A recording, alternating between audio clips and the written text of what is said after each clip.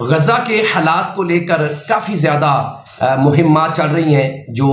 اسرائیل کے خلاف ہیں، یہود و نصارہ کے خلاف ہیں، اسپیشلی ان کی جو پروڈکٹس ہیں، جو ان کی مصنوعات ہیں، ان کے بائیکاٹ کے حوالے سے۔ تو اس کے اوپر بھی کئی لوگ کہتے ہیں جی ہمارے بائیکاٹ کرنے سے کیا ہو جائے گا، اگر میں کوک نہیں پیوں گا تو کیا فرق پڑ جائے گا۔ او بھائی، جب ایک ایک مسلمان یہ عزم لے کے اٹھے گا اور وہ یہ طے کر لے گا کہ میں نے اسرائیل کی کسی بھی مصنوعات کو استعمال نہیں کرنا، اس کو خریدنا نہیں ہے، اس کی پروڈکٹس کا بائیکاٹ کرنا ہے، 2.25 ارب مسلمان ہیں، اور 2.25 ارب مسلمان جب بائیکاٹ کریں گے تو اللہ کی قسم آپ سوچ نہیں سکتے کہ یہود و نصارہ کی معیشت زمین بوس ہو جائے گی۔ اور اسپیشلی جو یہودیوں کی معیشت ہے نا، تو یہودی معیشت سے بہت پیار کرتے ہیں۔ خیبر کا موقع تھا نا، خیبر، ان یہودیوں کو خیبر یاد کرنا چاہیے اور اپنے بڑوں کی تاریخ پڑھنی چاہیے کہ کس طرح میرے اللہ نے مسلمانوں کے ذریعے اور ہمارے پیارے آقا کریم کے ہاتھوں ان کو ذلیل کروایا، ذلت کی موت مرے تھے، رسوائی کی موت، اور دوسرے لفظوں میں کہہ لیں کتے کی موت ان کو مارا گیا تھا۔ یہ وہ یہودی ہیں، اور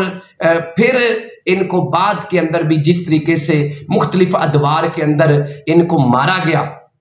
تو یہ چیزیں جو ہولوکاسٹ جس کے اوپر یہ کہتے ہیں جو آواز اٹھائے گا تو ہم اس کی آواز بند کر دیں گے، ان کو ہولوکاسٹ یاد کروانی چاہیے کہ تمہاری اصلیت اور اوقات یہ ہے۔ تو میں بات کر رہا تھا خیبر کی، جب انہوں نے اپنے آپ کو قلعوں میں محصور کر لیا، مسلمانوں نے ان کے اوپر چڑھائی کی، حملہ کیا، تو نبی علیہ السلام نے ان کی معیشت کو کمزور کیا۔ اور ان کی معیشت کیا تھی؟ اور یہ سورہ الحشر کی آیت نمبر 5 میں لکھا ہے کہ یہ کھجوروں کے اوپر ان کا سارا بزنس تھا، دار و مدار تھا، خوراک تھی۔ تو نبی علیہ السلام نے کہا کہ ان کے کھجوروں کے درخت کاٹ دیے جائیں۔ جب کھجوروں کے درخت کاٹے گئے تو آج بھی اگر ہر مسلمان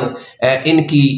پروڈکٹس کا، ان کی مصنوعات کا بائیکاٹ کرے گا تو انشاءاللہ ان کی معیشت اتنی کمزور ہوگی اور یہ گھٹنے ٹیک دیں گے۔ اگر سارے مسلمان مل کے زور لگائیں گے، مل کے آواز اٹھائیں گے، اور جو لبرل اور سیکولر ہیں ان کو بھی ذرا سبق سکھانا چاہیے، اور میڈیا کے اوپر ان کی بھی کھل کے مذمت کرنی چاہیے، جو آج بھی ابھی تک اسرائیل کے ساتھ، اور وہ کہتے ہیں اسرائیل کی مخالفت کریں گے تو امریکہ کی مخالفت ہوگی، امریکہ ہم سے ناراض ہو جائے گا۔ او بھائی، اللہ ناراض ہو گیا نا تو دنیا بھی تباہ ہو جائے گی، آخرت بھی تباہ ہو جائے گی۔ ہمارا اصل میں مسئلہ ہی پاکستانیوں کا یہ ہے کہ ہم کہتے ہیں امریکہ ناراض نہیں ہونا چاہیے، فلاں ناراض نہیں ہونا چاہیے، اللہ کو ناراض کر لیتے ہیں۔ تو اللہ جب ناراض ہو جاتا ہے نا تو پھر جو آج ہمارے حالات ہیں نا، یہ پھر ایسی پیدا ہوتی ہے۔